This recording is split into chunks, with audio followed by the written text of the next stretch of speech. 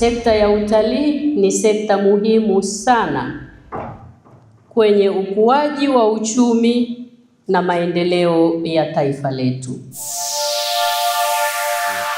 Kupanga ni kuchagua, na pengine safari hii Wizara ya Maliasili na Utalii imepanga na kuchagua kuhakikisha sekta ya utalii inaendelea kuwa sekta kinara katika kuchangia uchumi wa ardhi ya Tanzania. Na hapa ni moja kwa moja kutoka ndani ya jiji la Arusha, jiji ambalo ndilo kitovu cha utalii katika ardhi ya Tanzania, na hii ni ATM 2030. Kwa mwaka 2024-2025 tulikuwa na jumla ya watalii milioni 5,60,247.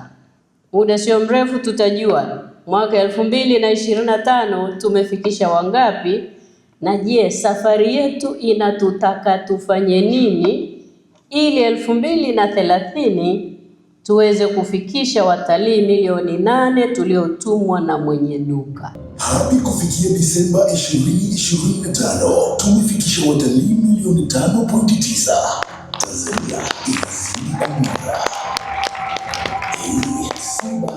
Tunahitaji pia kuanzisha kampeni maalumu ya kufikisha watalii milioni 8 kwa mwaka ifikapo mwaka 2030. Tunaelekea kufumbua fumbo letu sasa.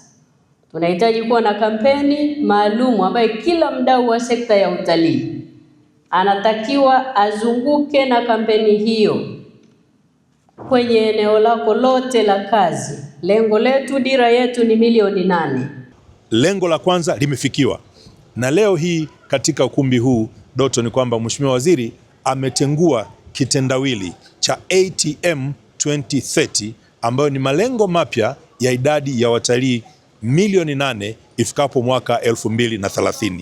Kwa tumejipanga kama bodi ya utalii kwa kushirikiana na wadau, kwa kushirikiana na taasisi zote zilizo chini ya Wizara ya Maliasili na Utalii kutekeleza sera ya utalii ili kufikia malengo ya watalii milioni 8 ifikapo mwaka 2030. Kwa kweli tumejipanga kama unavyoona, hata sasa hivi tuna training zinaendelea kwa ajili ya kutunoa sisi matua guide, kutokujisahau, kukumbuka na kujua wapi tunafanya nini. Hiyo cha kwanza. Cha pili, mahotelia pia nao watafuata kwa ajili ya kufanya mazoezi ya kujua nini kinachotakiwa kufanyika na kujua jinsi ya kupokea wageni. Lakini sisi waongoza watalii pamoja na mafunzo tuliopewa sisi wenyewe kwenye vyama vyetu na sekta zingine tunaendelea kupambana kwa ajili ya hiyo. Na ndio maana tuko kama hapa. Na mimi mwenyewe naitwa Doto Kadoshi, mwandishi wa habari za hifadhi, utalii na mazingira, uwekezaji na biashara.